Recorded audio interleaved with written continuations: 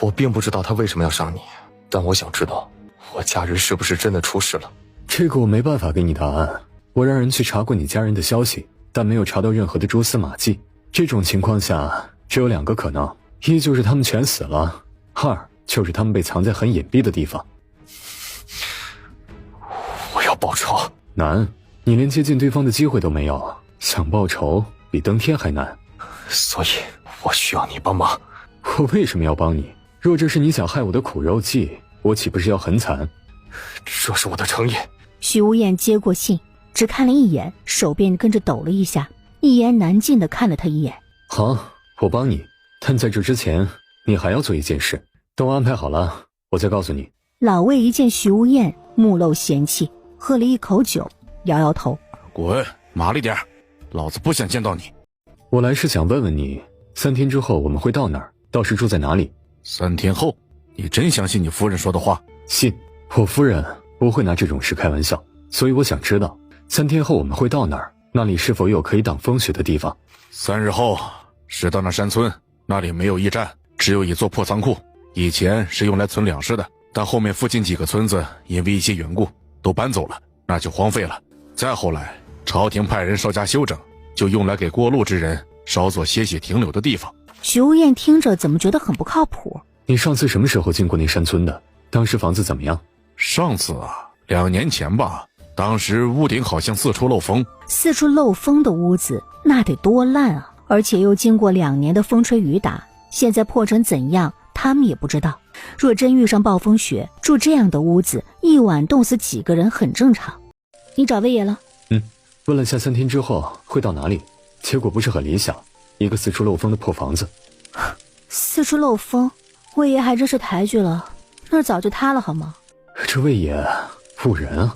吃饭吧，吃完早点睡，反正也没戏看，早点睡养足精神，明日继续赶路，路上再想这些吧。李默脸上闪过一抹遗憾，不能看苏伟明他们的好戏，太遗憾了。许无言好奇，他夫人的神情似乎是遗憾，他遗憾什么呢？我一会儿就把人调开，你天亮之前要把大门给我重新锁上，别被人发现了端倪。你放心，我已经安排好了，我会连夜用马车运出去，绝对不会被人发现。一会儿苏真苏雪把粮食都装车拉走，速度要快，知道了没有？是。鲁阳城的粮仓被打开，苏伟明带来的人立即冲向粮仓，扛起一袋的粮食就往外走。而粮仓外早就停好了一辆辆马车，黑暗中这些人就如同见不得光的老鼠，在偷偷地往马车上运送着东西，一直忙到东方吐出了鱼肚白，苏伟明这才把大门关上，带人离开。看着最后一辆马车远去的身影，苏伟明面露喜色，成了，天佑他苏家。就算是家里失窃，一切找不回来了，但这粮食一旦卖出去，就会给他带来源源不断的财富，苏家就倒不了。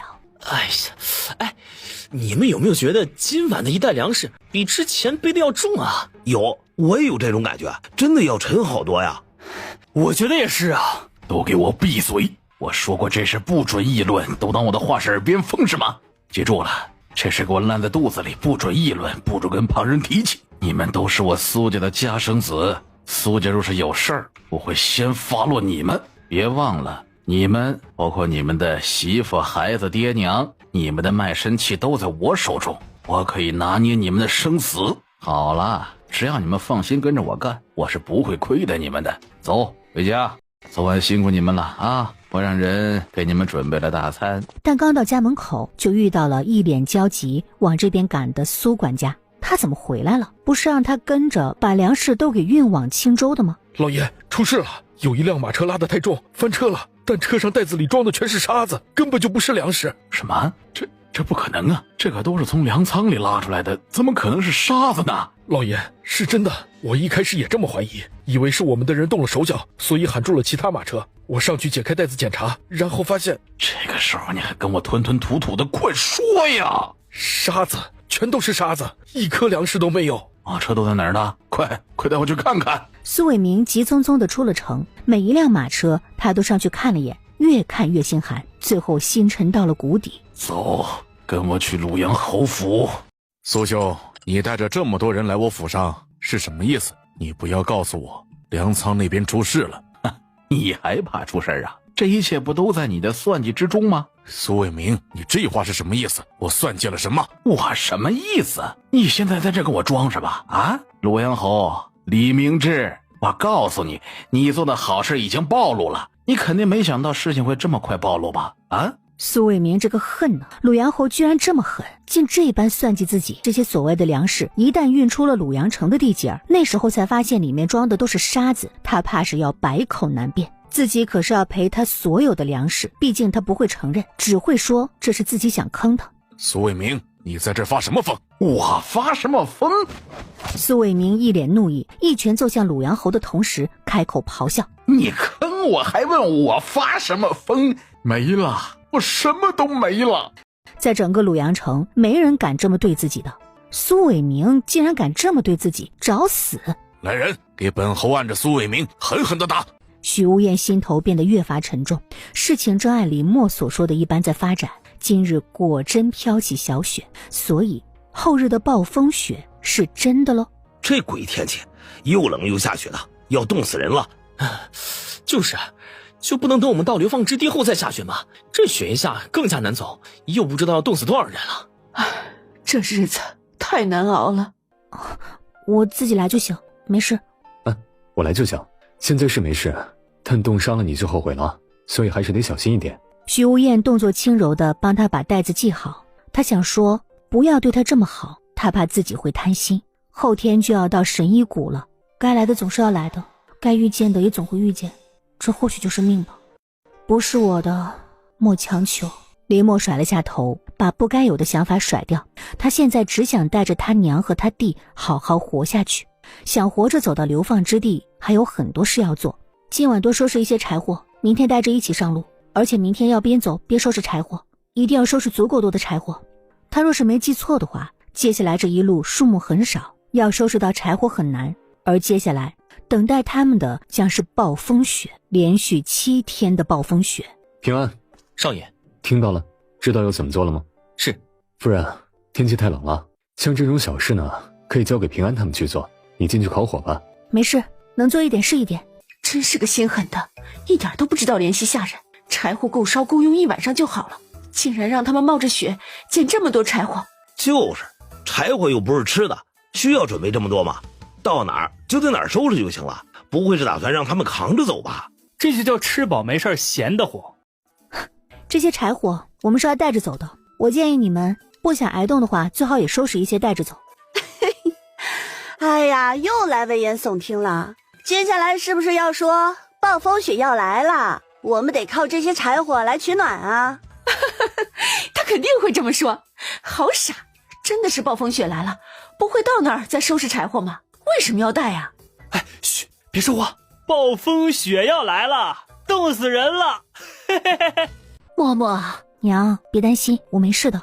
这些棉衣快做好了吗？嫂子，你别担心，到明晚肯定能全部做完。徐少夫人，真的会有暴风雪吗？你发现没有，这一天走下来，越走树木林子就越来越稀薄，再继续往前走，会不会更少呢？如果没有林子，没有树木，去哪儿捡柴火？所以我建议带上柴火，以防万一。李平脸沉了下去，林默的担心也不是没有理由的。他匆匆跟林默道了一声谢，折返回他家休息的地方。他让陈若明看好弟妹，准备出去收拾一些柴火。娘，我去帮你。不行，太冷了，你冻生病了怎么办？还有你弟弟妹妹谁看着？娘，他们在驿站很安全的，而且我们靠近徐家，没人敢在他们面前惹事。就是因为太冷了，我才要帮娘能快一点，这样也能早一点休息嘛。李平这次没有拒绝，交代3个孩子不要到处乱跑，带着陈若明急匆匆地朝外走去。真的会有暴风雪吗？他抬头看了眼还在飘着雪花的阴沉天色，希望不会有暴风雪才是。若真的有，这一耽搁又要几天，怕是会错过到达的时间。等到中午的时候，之前嘲讽的欢快的众人这会儿笑不出来了。雪变大了，而且四周只有稀疏的一些柴火。老魏知道他们现在都有干粮，没让他们停下来休息，只说了一句继续赶路，早一点到既定的休息点，也能早点休息。被冻得直哆嗦的众人只能继续赶路。但这一次，不少人开始捡起路边的柴火，甚至有人为了一根柴大打出手。等到了目的地时，地上已是雪白的一片。好冷，快生火，我要冻死了。不是，这什么鬼地方？这房子这么破，晚上岂不要冻死啊？老魏脸色不是很好看，他也没想过屋子竟会破成这样，不对，是倒塌。上次他来的时候还记得这里是好好的，就在众人抱怨的时候，林默已经选了一个地方开始收拾起来。与其抱怨，还不如动手改变。抱怨改变不了他们要住在这里的事实，而这一夜众人都在寒冷之中度过。哎呀，还是少夫人聪明啊，让我们挑着柴火来。错了，是少夫人提前给我们每人做一件这么厚的棉衣，就算是睡在地上也不觉得有多冷。哼，冷一晚上而已，有什么了不起的？没看到外面天放晴了，没下雪了吗？就是啊，你们就挑这些柴火继续吃苦受累去。冷扛过就过去了，没什么大不了，起码我们不用吃苦受罪。看着这极端的天气，林默眼底写满了担忧。到晚上暴风雪就要来了，现在最重要的是寻找适合躲避暴风雪的地方。许无厌来到林默的身旁，说出自己的想法。他想先送秦元丽到神医谷，然后和神医谷的人商量，能不能让他们在神医谷躲过这场暴风雪。林默知道结果，但却没有阻拦，点点头同意了。这是命运的安排，躲避不了。他想过方法不让他与神医谷有接触，但最终避不了。你确定真的会有暴风雪？飞爷，你比我们的经验丰富，你难道看不出天气的异常吗？这天色不对劲，而且也越来越冷，路边的野草都冻上了。你去吧，快点，按现在的速度，5时末就会到神医谷附近。不管神医谷的答复怎么样，你都必须尽快赶回来归队，不然只能把你当逃犯处理。还有个心理准备，神医谷从不收留外人。徐无厌点头，随后坐上徐海赶来的马车，快速朝前面而去。对于徐无厌的离去，林默没有多说什么，而是脑子飞快地想着要怎么样躲避这场暴风雪。神医谷的人很排外，不会收留他们的，更何况他们这不是几个人，而是上千人。这一想便到了5时，也真的让他想到了一个地方。怎么还没回来？有事耽搁了吗？还是他的正缘出现了？回来的晚也很正常。少夫人，少爷还没有回来，这就快要到5时末了，要不要找魏爷通融一下？我去找少爷。先不要去，现在去找魏爷只会自讨苦吃，先等一等，若是晚些还没回来，我再去找魏爷说。魏爷，5时末了，是不是该把徐家当逃犯处理啊？对呀，还没回来，肯定是逃跑了，做了逃犯。逃犯没资格用马车。都给老子闭嘴！再嚷嚷，老子抽死他！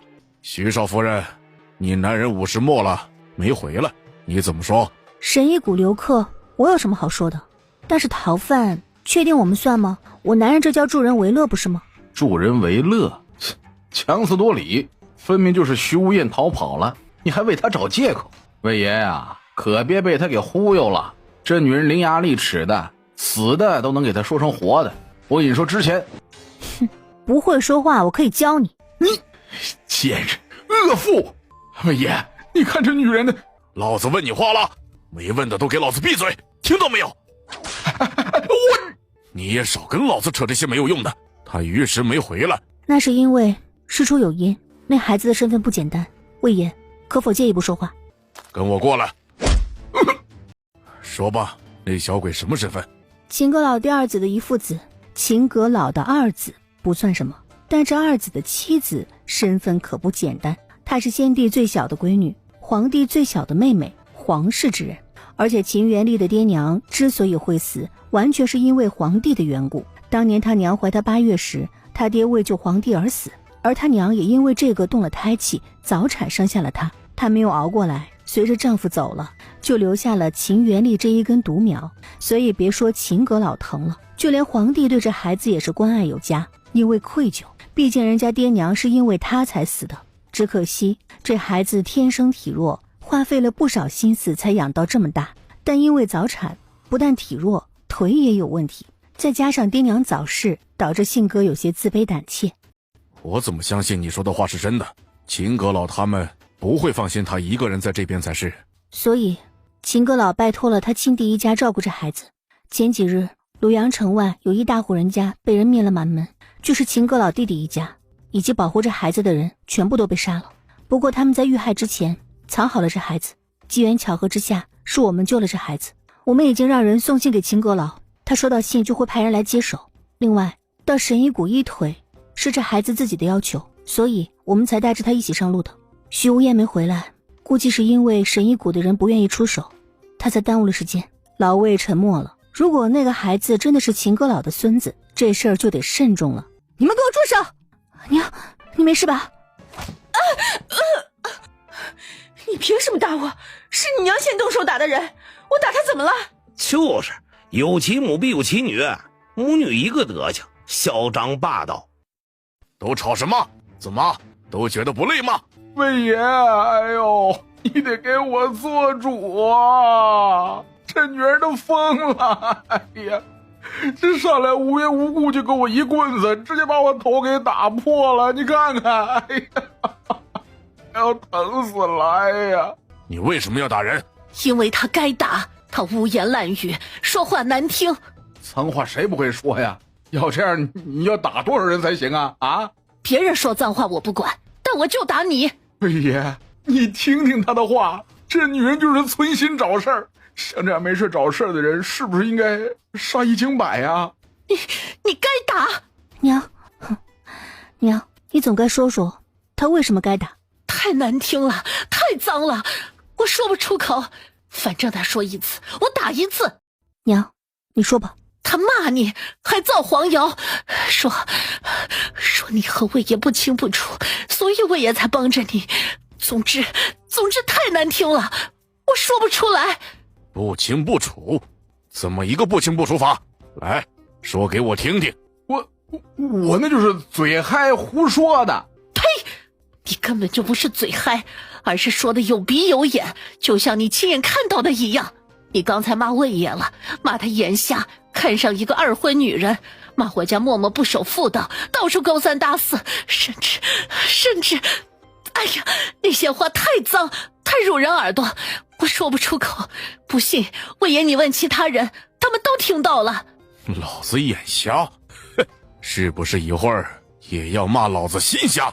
你算什么东西？竟在背后非议老子，还给老子造谣，真当老子没脾气是不是？抽了陈志华10鞭，老魏才住手。再让老子听到这些，别怪老子不客气。老子行得端，走得正，不怕你们造谣。你们对老子不满可以，但都给老子憋着。走，继续赶路。某些人嫌嘴巴多余，那他得成全呢。一拳朝着陈志华的下巴打去，咔嚓一声，陈志华倒飞出去的同时，听到自己下巴处传来清脆的骨折声。下次我扭断你的脖子，以后离我远一点，不然我见你一次打你一次。娘，下次你可别再冲动了，你要是出点事儿，我可怎么办呢？不行，他说的太难听了，我忍不了。他怎么说怎么骂娘都无所谓，但不应该骂你。我若不维护你，谁维护你？默默，别怕，娘没事儿。下次他们若敢再骂你，娘像今日一样打爆他们的狗头。好，以后他们要是还敢再骂我，娘就打爆他们的狗头。娘变了，真好。傍晚时，他们终于来到了今晚要扎营的地方，但看着眼前的残垣断壁，众人哀嚎。这跟在野外休息有什么区别？甚至比昨晚住的地方还要破。不行，不能在这里过夜。魏爷，这里根本没有办法住人。我当然知道，但今晚也只能在这里休息。下一个休息点要走上差不多6个时辰，而且下个休息点是什么情况我也不知道。再往前差不多2个时辰有一个山洞，我们可以继续往前走2个时辰，到那里去休息。你有马车坐，你不累，你可以继续走，但我们没有，我们已经累死了，不想走了。对，我们不想走了。魏爷，我们就在这里休息。魏爷，你别听他的。冷冻，我们都认了，不走了。你看到了，他们都不愿意再继续走。今晚暴风雪就会来。又来了，别说这种幼稚的话了。天色是不好，冷了点儿，但暴风雪不可能。就是啊，今天就没怎么下雪，哪来的暴风雪啊？你别在那危言耸听了好吗？魏爷，你不相信我的话吗？这不是没下雪吗？若下了就迟了。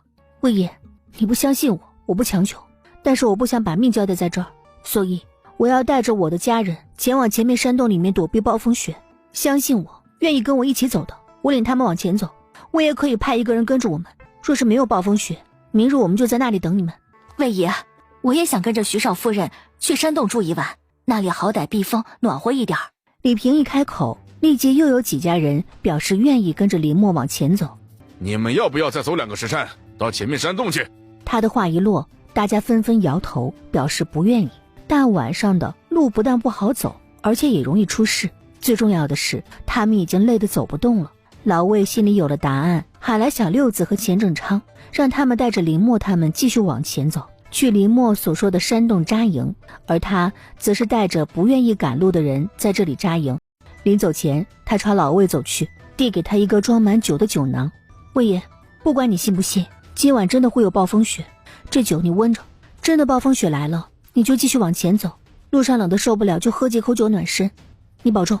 真的会有暴风雪吗？不管有没有，反正白赚了一皮囊酒，不亏。好酒。爹，我们要跟上吗？志轩，你怎么看？跟着他不会吃亏，万一真的有暴风雪呢？那就走吧。大哥，你还真信了他的话？你看老魏都不相信，都选择在这儿扎营。反正我不想走了，我都累死了，又冷又饿的。不想走的那就留在这里，想继续走的跟上。林默这边举着火把带着众人往前走，而逐渐变大的夜风冻得众人直打哆嗦，不少人跟着后悔起来。早知道就不走了，直接原地休息多好啊！我为什么要跟着来啊？夜路这么难走，摔得我疼死了。就是，我们就不该相信他的话。还有多久才会到啊？我好累啊！埋怨什么呢？我嫂子求你们跟着来了吗？是你们自己要跟着来的，有什么好抱怨的？有这个力气抱怨，不如埋头走快点。实在是不想走，那就原地扎营，没人拦你们。不是说2个时辰吗？这走的都不止2个时辰了。这一带真的有山洞吗？不会是他故意编出来骗我们走夜路的吧？再说了，就算这附近真的有山洞，她一个女人怎么知道啊？哼，我就知道你们沈家人最多问题。你们沈家人若不相信有山洞，可以不走了，就在这扎营。反正在这扎营和在之前的地方扎营也没啥区别。哼，你以为我不敢？小丫头，别激我啊！我告诉你，我没原地扎营，就是想揭穿他骗人的真面目。哼，想坑我嫂子的时候，一口一个老祖宗，叫的那叫一个亲热。现在觉得坑不到我嫂子了，就露真面目了，不叫老祖宗了。他正想发怒，但一旁的沈青云喊住他：大哥，我们分明就是被骗了，这里哪里像是有山洞的样子？还有，就算是有山洞，这山洞容得下我们这么多的人？大哥，你没发现现在风更大更冷了吗？我不想走了，我想找个避风的地方，烧个火堆休息。冷死了。沈青云也怀疑他们是不是被骗了。看到徐家众人，他一时间也有些吃不准，毕竟林默是带着他亲人和徐家人一起的，应该不会拿这种事开玩笑。大哥，不行，我得去问问他是不是故意骗我们。到了，这就到了。沈平奇朝四周看去，想寻找林默嘴里所说的山洞，可惜只看到一片黑暗。老祖宗，你所说的山洞呢？不会是这里根本没山洞，而一切都是你联合外人故意骗我们来这儿，然后欲行不轨吧？滚开！哎呀，活该！已经到了，女人跟我进去收拾今晚住的地方，男人去找柴火，越多越好。凭什么要我去找柴火？下一秒又被林默踹了一脚。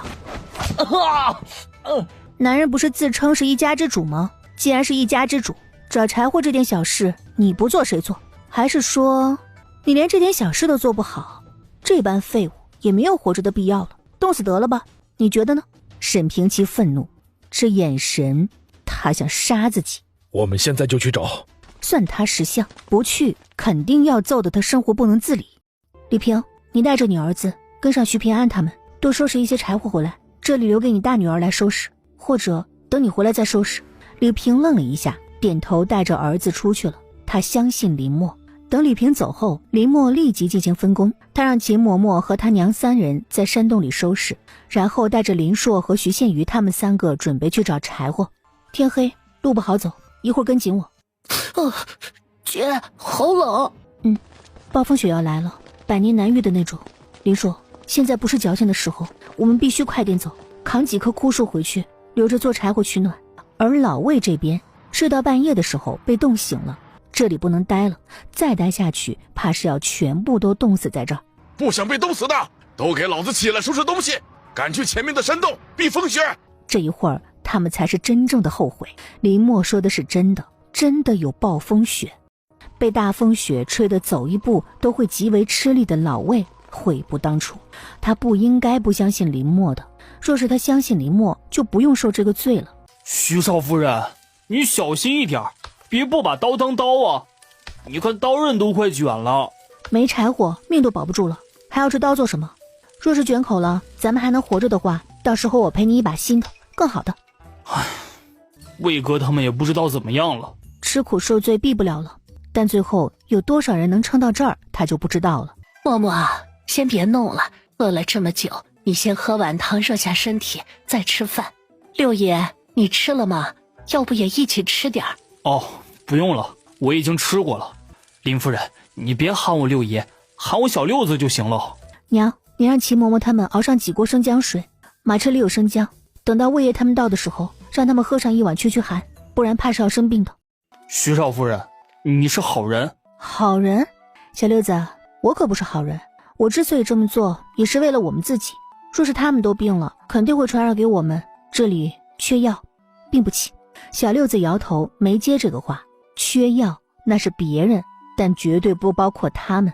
徐家的好东西可真不少啊！就在他发呆的时候，林默一刀砍向树干，没想到刀口直接就卷了。这不能怪我啊，这刀的质量可太差了。放心吧，等暴风雪过了，我赔你一把更好的。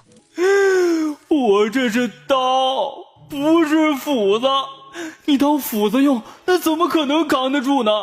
徐少夫人，这可是你说的，你要赔把更好的给我。好，我赔。真的是暴风雪，徐少夫人说的是真的。哎呀，是啊，这么大的雪，我们要是睡在野外，没冻死也会冻生病的。幸好我们听了徐少夫人的话，连夜赶来了这山洞，还能有个地方躲避风雪。没来的人也不知道他们现在怎么样了。爹，这风雪怕是一时半会儿停不了。那徐家准备了这么多柴火，还要去收拾柴火，我觉得我们也要多准备一些。爹觉得呢？爹，有备无患。好，按你的去做。大哥，外面那么冷，这走吧，趁着风雪还不是很大，我们也出去，尽可能多找一些。这沈之轩倒是挺聪明的，不过这女人快要作妖了，她得做好准备才行。嫂子，我有些担心我哥，这么大的风雪，不知道他会不会有事儿。你哥又不是一个蠢的，这么大的风雪他会找地方躲，还有他在神医谷不会有事的。嫂子，我们为什么要缝着油布？帐篷。林默抬头比划了一下帐篷的形状，帐篷可以遮风，若是我们赶路赶晚了，错过投宿的地方，可以把帐篷搭起来，好歹能遮风，不用那么冷。嫂子，这帐篷好啊，要是我们现在做好了，是不是立即就可以用了？可以的，但今晚做不好，今天很累了，收拾一下，你们先去休息，剩下的咱们明天再做。好冷啊。徐少夫人，我打算去接应一下魏哥他们，这风雪太大了，我怕他们会出事。你等我一下，我和你一起。什么？不行不行不行，这风雪太大了，风就能把你吹走，你还是别跟着去添乱了。你忘了我力气很大吗？这风怎么可能把我吹走呢？就是把你吹走了，也吹不走我。好了，你等我一下啊。说完转身朝他娘走去。他想这些借差都向着他这边，平常不好操作，没有人会买账给他，但现在这种天气是最适合施恩的，错过了怕是找不到第二次机会。老魏此时正静静地躺在雪地上，双眼麻木地看着前面逐渐远去的队伍，他的身体被冻僵了，强忍着身上的剧痛，哆嗦着手从怀里掏出染血的酒囊，咬开盖子，把最后的几口酒喝下。临死前还能喝上几口美酒，他也没什么遗憾的了。打了个酒嗝，随后酒囊一扔，老魏缓缓地闭上双眼，任由风雪将自己的身体覆盖。人生自古谁无死，反正18年之后他又是一条好汉，只是有些遗憾了，遗憾自己是以这种方式死去。雪很快就把他的身体掩埋，先是腿，再是身体，最后是头。魏爷，紧接着他脸上的积雪被人扫去，被人从积雪里挖出来，没想到我最后见的人竟是世子。怎么回事？他们怎么抛下你在这儿？不然呢？这种风雪天，自身都难保，带上我，只有死路一条。是了，我带你走。世子的心意我领了，但你别管我了，我……下一秒，徐无厌直接伸手捏住他的下巴，然后把药塞入他的嘴中。好好活着，记得你欠我一条命就行了。醒着，千万不要睡。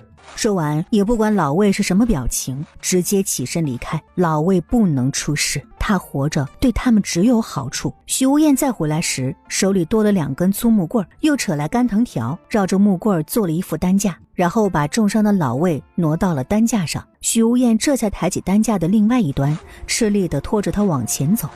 世子，有酒吗？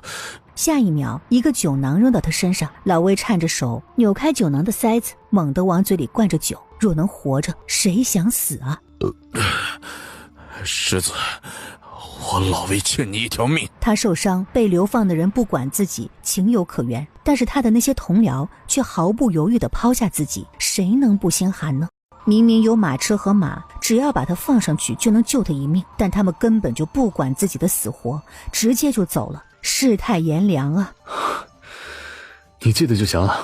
有力气，不如说说你为什么身受重伤。老魏不能睡，这种天气外加身体受重伤，他若是睡过去了，怕是就再也醒不过来了。林默和小六子两人迎着风雪，艰难地往前走。徐少夫人，我们都走了这么远了，还是不见他们的身影。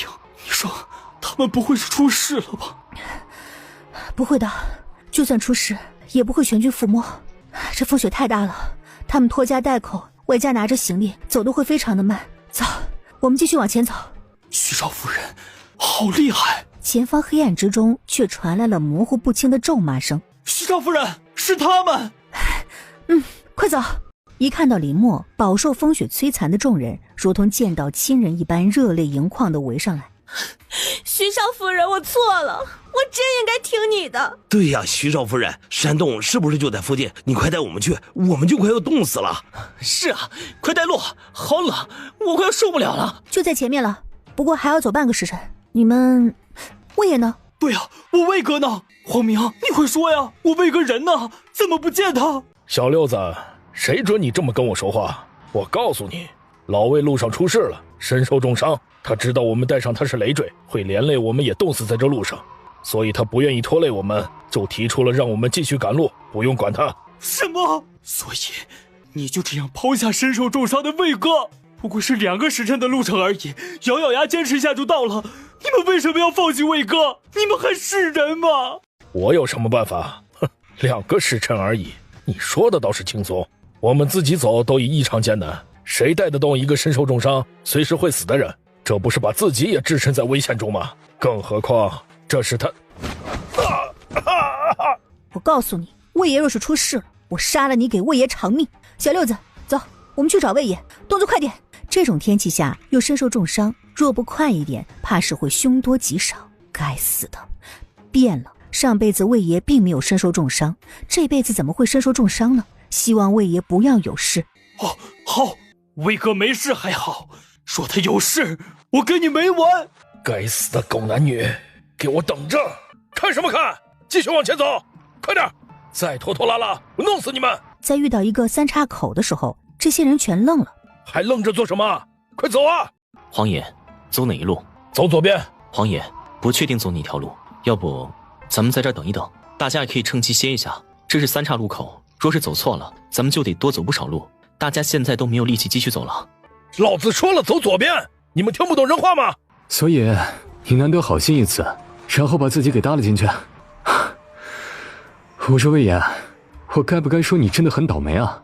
所救之人是个白眼狼不说，同僚又都是靠不住的，你可真惨。是啊，魏爷你最好别睡，我怕你睡过去了就醒不过来了。快到了，你坚持一下，我们聊聊天。我努力。魏哥，小六子，坚持住魏爷，你的同僚也有靠谱的，我们在这里。是啊。你怎么跑出来了？你知不知道这很危险。看到顶着一头血的徐无厌，林默也是一脸的诧异，不解他为什么会在这儿。按照上辈子，他不应该是待在神医谷里面10来天的吗？魏爷怎么样了？魏哥，你怎么样了？小腿被树枝刺穿，身上有多处骨折，伤得很严重，必须尽快处理伤口，不然怕是性命不保。先抬回去再说吧，我和小六子抬，你后面跟上。很快，林默和小六子抬起担架上的老魏，快步朝前走去。看着林默瘦削的身影，许无厌眼底的暗光渐深。他夫人个子虽小，但她的肩膀却很可靠，她很棒。太好了，你们终于出现了，终于不用再走冤枉路了。徐少夫人，你快在前面带路。他命还真大呀，动了这么久还活着，可恶！他活着，老子就没出头之日。但没人管黄明，反而有了一些怨言，因为他们白走了许多路。穆大夫，快帮老魏看一看，他受了重伤。徐平安，去拿一些柴火过来，多烧一个火堆。等穆大夫接手老魏之后，林默这才坐到一旁喘着大气。嫂子，快先喝点姜汤暖下身体。谢谢。他伸手接过，小口小口地喝起来。嫂子，你都1天1夜没合过眼了，你现在先去睡一会儿，一会儿做好饭了，我再喊你起来。你为什么要踹我？明明就是我在前面，他插队，我只让他不要插队，你却连我一起打，你太过分了。不就是插个队吗？你那么计较做什么？我若不是冷的话，我也不会插队。我就想快点喝点姜汤，驱下身体的寒气，怎么了？你冷，我们就不冷吗？大家都冷，但都老是排队，谁像你这般无耻，竟插队？他们不插队，说明他们不冷，我冷啊，我才想插队。我不管，我就要先喝。快拿碗来给我，我要先喝姜汤驱寒。但他还没有冲到，就被林默再次踹飞了。插队？谁给你这么大的脸？但凡插队的，争先恐后的，一口姜汤都不给。凭什么？就凭这姜汤是我让人熬的，就凭我可以把姜汤给倒了，你也不敢放个屁。钱嬷嬷，闹事的人，我们就算把姜汤给倒了，一口也不给。是，少夫人，我已经认得他们，你放心，我绝对不会给他打。他们少夫人心善，才给他们熬了姜汤，换做他们少爷想屁吃去，不知道感恩，还在这里闹事，活该被打。赵琪铁青着脸，正想说话，不想下一秒被人一拳揍晕倒地。这次出手的人是徐无厌。谁还有意见？想喝就老老实实排队，不想喝就到一边去。在我徐家这里闹事，我看你有几条命闹。再有人闹事，徐平安，你就把人给我扔出去。夫人，这种无赖你根本就不用管他，让徐平安出手把人扔出去就行了。林默点头表示自己知道了，想抽回自己的手，但却被死死抓着，挣脱不了。徐无厌，你先松开我的手。你怎么回来了？你不是应该在神医谷的吗？还有秦元丽呢？你安排妥当了没有？花了点时间，他安排好了，你不用担心他，神医谷的人会照顾他的。那就行。徐无厌有点沉默，就这样没了。他夫人就没话想跟他说一说？许无厌郁闷，在他夫人眼中，他还不如秦元丽重要呢。听他这话，似乎还不想他回来。夫人，你先休息，有事我叫你。许无厌扭头看向一旁的徐倩瑜等人，吩咐他们说话小声一点，拿来自己的被子，在他旁边躺下。一旁的徐倩瑜姐妹偷偷看了眼，随后抿嘴偷笑，真好。林默这一觉睡到了酉时。小鱼，你哥他们呢？嫂子，我大哥带着他们去找柴火了。嫂子，你睡着后，后面来的人因为没柴火，就想来找我们借，我们不愿意，就死赖着不走。后面还是大哥起来，才把他们赶走了。大哥睡到中午就起来了，他吃了东西之后，就带着各家的男人出去找柴火了。他们到现在还没回来。林默点头表示知道，随后起身去穆家那边看看老魏，知道老魏没事，但需要静养一段时间之后，林默这才松了口气。徐少夫人，真是谢谢您和徐少爷，不然我魏哥怕是要没命了。年轻气盛的他控制不住自己的脾气，当场骂起某些狼心狗肺的人来。林默也因为这个知道了老魏受伤的原因。不得不说，老魏好不容易动一次善心救人，却不想自己却因此而身受重伤。被他所救之人没有半点感恩之心，扔下身受重伤的他就跑了。而这狼心狗肺之人正是赵琦。徐少夫人，你知道他们之前为什么在那儿等我们？为什么？他们走到那3岔路口时走错了，走了一段路才发现不对，然后折返，怕再走错，所以就在那3岔路口等我们。嘿嘿嘿。原来如此，这都能走错，看来带队的人就是个草包。你说对了，那黄明就是个草包，他是被塞进来的，混钱的。还有，什么叫报应啊？这就叫报应，老天爷都看不过他们的冷漠，故意让他们选错路，多走一些冤枉路作为惩罚。小六子，老子不是告诉过你，别在背后说别人的坏话吗？魏哥，你醒了。魏哥，没下次了。徐少夫人，救命之恩，我老魏记在心里。林默摇头，让他不要放在心上，随后说了几句，这才离开。魏哥，这徐少夫人是好人，而且胆子也大，她敢冒着那么大的风雪跟我一起回去找你，在女子当中绝对独一份。有吃的吗？老子饿了，弄点吃的来。有，我马上去拿。有些事不用说，记在心里就行了。有事吗？贱人，敢打老子，你找死！林默伸手抓住要行凶的手，一个用力一扭。哼，自找的。贱人，我记住你了，你给老子等着，老子迟早收拾了你。林默眼底多了一抹杀意，或许自己可以找个机会干掉他，只要他死了，自己就不用担心上辈子发生过的事情。夫人，你在等我吗？不是，你们就在附近找的柴火吗？不是，我们往南去找，但没什么收获。我见天色不早了，便回来了。明天再换个方向去找，今晚先熬上一晚。辛苦了。这场暴风雪怕是真的要持续好几天呢。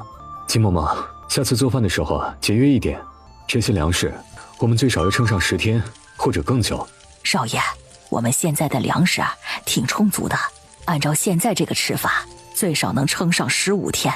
我们要担心的是人，我都看了，他们手里的粮食不多，我怕他们会直接开抢。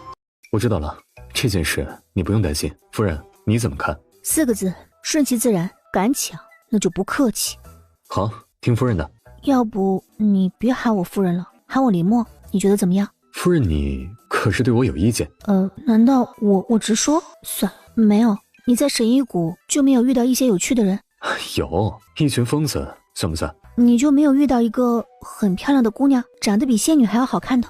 有女人吗？神医谷就一群臭男人兼疯子，并没有女人啊。而这群疯子竟因为自己长得好看，就要留自己下来跟他们作伴。没女人，这怎么可能呢？那上辈子出现在徐无怨身边，对他形影不离的漂亮姑娘是谁呢？难道不是神医谷的？不对啊，我明明听人说那漂亮的姑娘来自神医谷，而且那姑娘还习得一手好医术，这到底哪里不对啊？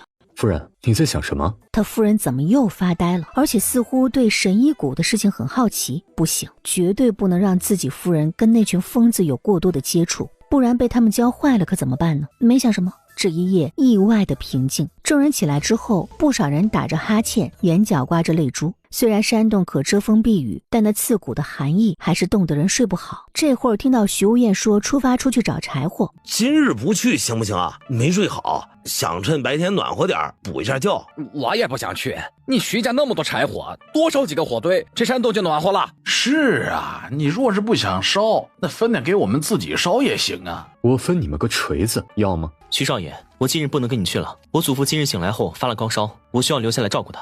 随你。哎，刘东阳，你祖父发热了，我怎么感觉情况不太妙啊？今早起来，我发现很多人都发热了。我家目前是我爹和我媳妇儿，其他人还没有发现。你说这可怎么办好？我也不知道，先请穆大夫来看看再说。穆大夫正一个个的给感染了风寒的人把脉。穆大夫给这人把脉之后，并没有说出病情，而是走向了另外一个发热的病人。这一操作急坏了不少人，纷纷开口询问着穆大夫自己亲人的情况怎么样。穆大夫，你先别把脉了，你能先跟我说一下我祖父的情况吗？只是普通的风寒，问题不大。我那儿还有几副药，一会儿煎了给他们喝了就行。我逐个把脉，就是想知道他们的症状是不是一样，毕竟药有限，如果一样就没那么麻烦。穆大夫，你这一声不吭的，吓死人了啊！可能我是在想病情，没注意其他。我把剩下的几个人的脉给把了，就去煎药。徐少夫人，你这是？穆大夫，借一步说话。等到两人走到一旁无人的地方时，穆大夫，你刚才给这么多人把脉，你确定真的是普通风寒吗？啊，从脉搏上看确实是，不过有些人病情重些，有些人轻些。徐少夫人，有什么不对吗？徐少夫人，你有话直说。我怀疑这不是普通的风寒，而是实疫，会传染。这不可能，我从脉象来看没发现有任何异常，而且实疫的话传染很快的，现在不过是10几个人感染风寒而已。徐少夫人，你会不会怀疑错了？或许是我错了，不过穆大夫这2日还要请你多注意一下病人的情况，毕竟现在情况特殊，什么事都不是绝对的。嫂子，出了什么事儿？这几天都用手帕遮住鼻子和嘴巴，还有和其他人保持距离，特别是家里面有人生病的，一定要少接触。现在很多人都得了风寒，我怕会传染给你们。我知道了。随后朝着马车车厢走去，再下来时手里提着2包药，他递给秦嬷嬷，让她煎了，一会儿一人喝上1碗，预防风寒。这是他在京城的时候让人抓好的药，药方是他上辈子背下来的。上辈子一开始大家都以为只是风寒，所以都没有太注意，但发现是实疫时已经死了很多人，没死的人基本上也被传染，整个驿站里全是咳嗽声和呻吟声。后面是徐无艳伤好赶了回来，是与他同行的沈一谷的姑娘出手相救，同时他也告诉他们这是实疫，不是一般的风寒感冒。